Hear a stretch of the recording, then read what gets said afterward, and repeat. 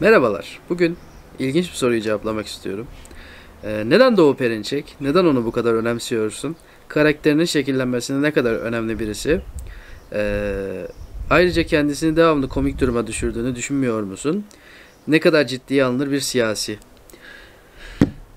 Doğu Perinçek bence Türkiye'deki en dikkate alınır siyasetçilerden birisi. Bugün onun siyasi görüşlerine tam olarak katılmıyor olsam da e, teori yaratma becerisine ve savunduğu davanın temel düşünme metotlarına bağlılığına gerçekten hayranlık duyuyorum arkadaşlar. Bunu peşin peşin söyleyeyim.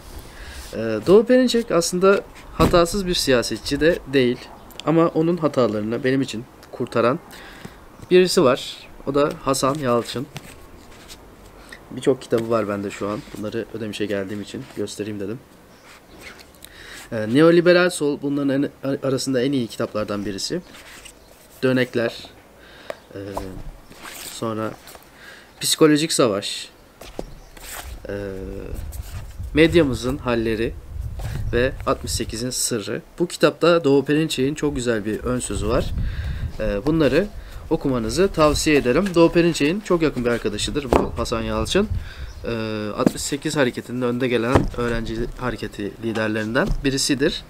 Ve yanımda olan şu an bir kitap daha var. İki tane daha doğrusu.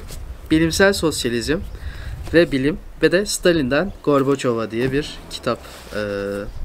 Doğu Perinçek benim sosyalizmde benimsediğim Maoist çizgiye yakın. Daha doğrusu o çizgiyi savunan ve onu derinlemesine zamanında incelemiş ve Türkiye'nin politik koşullarına uygulamış bir siyasetçi. Aynı zamanda Ergenekon biliyorsunuz sanığı ve oradaki savunması da efsanedir. Doğu Perinçek'in bugün yaptığı şeyler ne bileyim AKP'ye yanaşması ya da AKP'nin milli bir parti olduğunu iddia etmesi bence hatalıdır. Ama genele vurduğumuz zaman Doğu Perinçek'in savundukları şeyler genellikle doğrudur arkadaşlar. Ben bugünkü çabasını da AKP'yi milli bir çizgiye çekmeye çalıştığı e, bir politik olarak değerlendiriyorum ve onu mahkum etmemeye çalışıyorum. Yani gerçekten sevdiğim bir politik figürlerden birisi. Ee, Doğu Perinçek bence Türkiye'deki en güvenilir insanlardan da birisi. Her ne kadar onun partisine katılmamış olsam da, her ne kadar bugün onun siyasi çizgisini paylaşmıyor olsam da güvendiğim bir isim, dikkate aldığım bir isim. Çünkü dediğim gibi bir davayı benimseyeceksiniz. O davanın uğruna senelerce yazılar yazacaksınız, gazeteler çıkaracaksınız, dergiler çıkartacaksınız, bir televizyon kuracaksınız. Aynı zamanda bir partiyi yöneteceksiniz ve o parti yüksek oy oranları almasa bile siz o parti için mücadele edeceksiniz ve yer yer arkadaşlarınıza ters düşeceksiniz.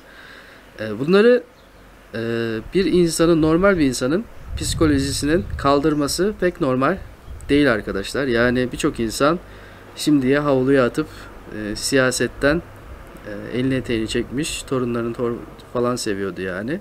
Toruna torbaya karışmıştı. Ama Doğu Perinçek ve ailesi şöyle baktığımız zaman ailecek politik bir bilince sahipler. Tıpkı Bulgar Komünist Partisi'nin lideri Dimitrov'un o proleter devrimci ailesi gibi bir aile portresini çiziyorlar.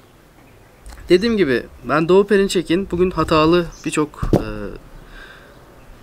politik çizgisinde olduğunu düşünüyorum. Ama hayatım boyunca onu karşıt güçlerden birisi olarak görmedim. Hasan Yalçın'ın kitaplarını büyük ölçüde okudum. Bir iki tane kaldı. Hasan Yalçın'ı okumadan bence Doğu Perinçek de tam olarak anlaşılamaz. Ya da Doğu Perinçek'in siyasi hareketi tam olarak anlaşılamaz. Bilimsel Sosyalizm ve Bilim, Stalin'den Gorbaçov'a kitabı. Bunların ikisi de Doğu Perinçek'in muazzam kitaplarıdır. Bir de Türklerde Devlet Teorisi ile ilgili bir kitabı vardı. Ogdan Oğra mıydı neydi öyle bir şeydi ismi. O kitabı da okuduğumda büyük derecede ufkum açılmıştı. Yani Doğu Perinçek'in okunması, anlaşılması gerekiyor. bence kendisini komik duruma düşürmüyor arkadaşlar.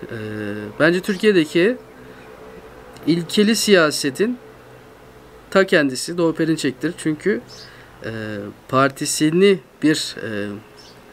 nasıl desem, partisini istikrarlı bir şekilde fikirleriyle birlikte yöneten bir liderdir Doğu Perinçek benim için. Her ne kadar bugün sağ sapma içerisinde olsa da partisi, genel olarak örgütlenme modeli dikkate değerdir. Şöyle bir bakın arkadaşlar. Bu parti 1970'lerden günümüze gelmiş bir parti. Yani 55 yılına dayanmış bir parti.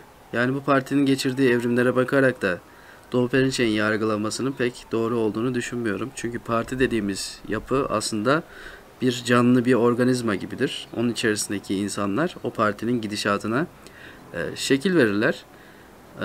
Genel olarak aydınlık hareketine baktığımız zaman 55 yıllık bir hareket. Bu hareketin dün savunduklarını bugün tamamen aynı şekilde savunmasına imkan yok. Ama şöyle bir baktığımız zaman anti-emperyalizm konusunda taviz vermemiş bir harekettir. Çok yanlışlara düşmüştür. Evet, bugün yaşadığımız dünyadaki koşullarda sağ sapmanın içerisindedir ve işçi kitlelerinden kopmuştur.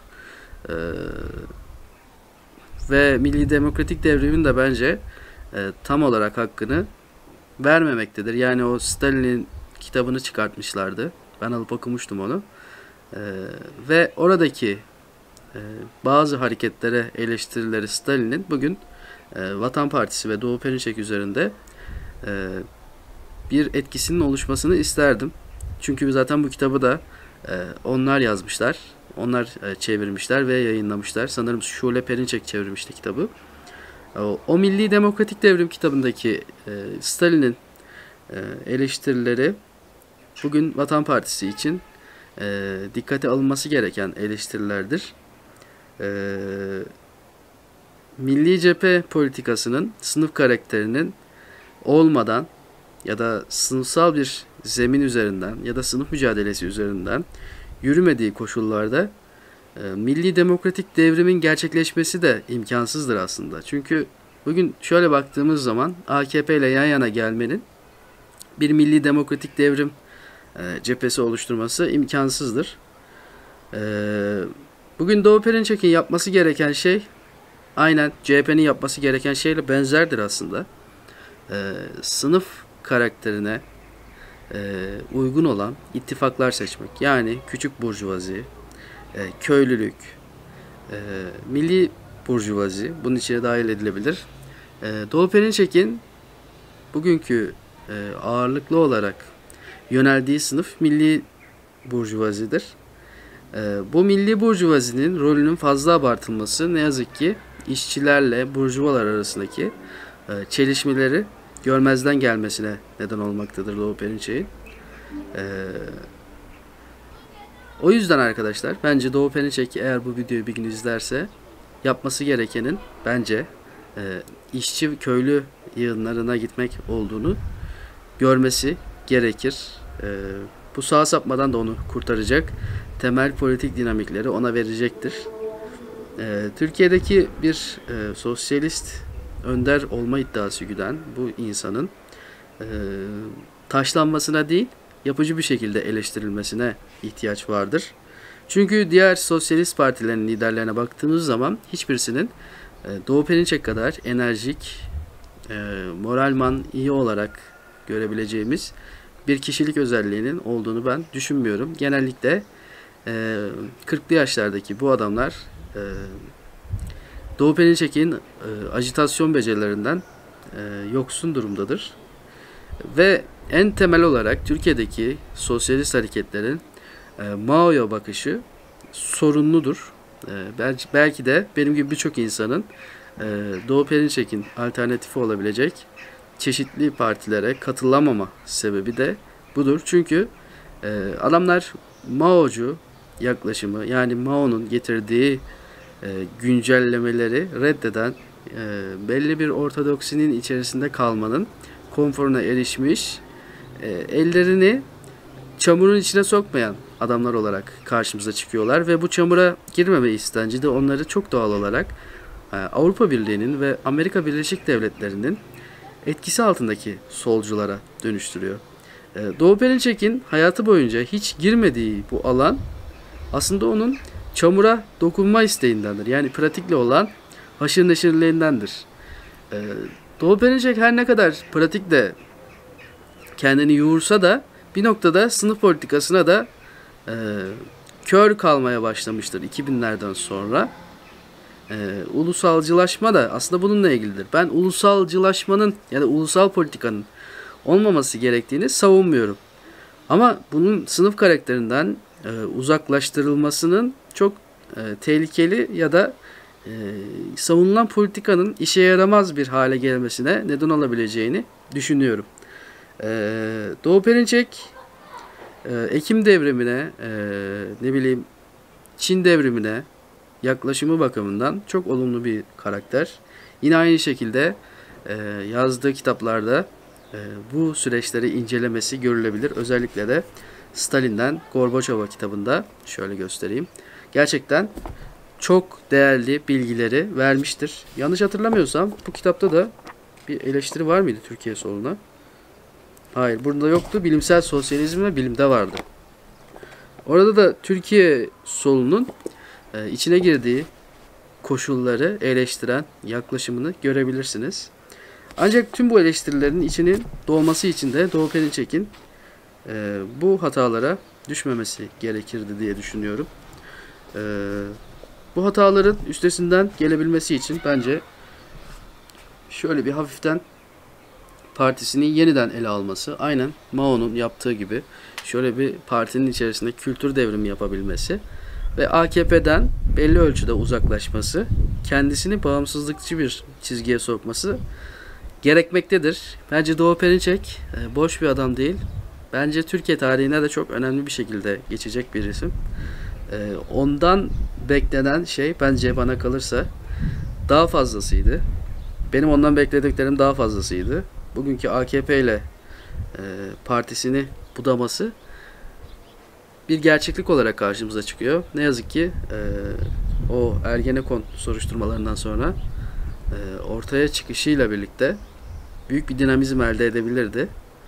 Ve Türk halkının da gerçekten sempatisine yoğun bir şekilde sahipti. Ama işte bu AKP ile nasıl desem yakınlaşması onun politik olarak daralmasına neden oldu. Halbuki o Türkiye devriminin önderlerinden önemli bir sima olarak karşımıza çıkabilirdi. Hayat devam ediyor. Bakalım gelecek bize ne gösterecek. Bugüne kadar geldiğimiz koşulda Doğu Perinçek'in hatalarıyla, sevaplarıyla bence iyi bir adam olduğu ve iyi bir politikacı olduğu göze çarpmakta. Ve yanlışlarını düzeltirse eğer bu sosyalizm ve inançsızlık getiren sağ sapmadan kurtulursa bugüne kadarki yüksek birikiminin çok işe yarar bir politikayı yaratacağını ben düşünüyorum. Ve Türkiye solunun sorunlarının da yine aynı şekilde bilimsel sosyalizmden ve Lenin'den, Mao'dan geçtiğini ve bilimsellikten geçtiğini düşünüyorum bununla birlikte. Yani zaten bu aynı manaya geliyor. Bana bu soruyu sorduğunuz için teşekkür ederim. Bunu da cevaplama fırsatını buldum. İyi günler.